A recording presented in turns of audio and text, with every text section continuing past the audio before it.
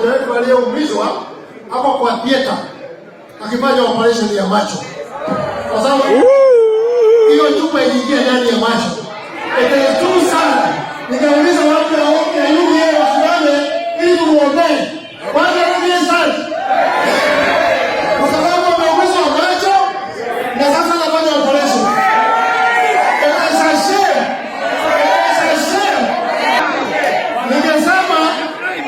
Nimesema tuombe.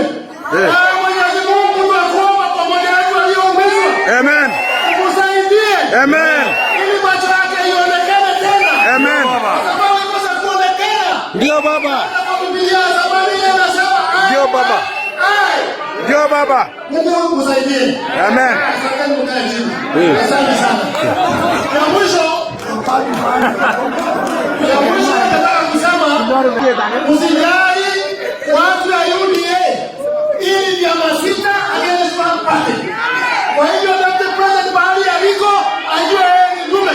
Wanaume sita wanapigana na mtu mmoja. Tuko pamoja na tutanyoosha hii kwa ground. Mungu awabariki sisi. I vote yes. I vote yes.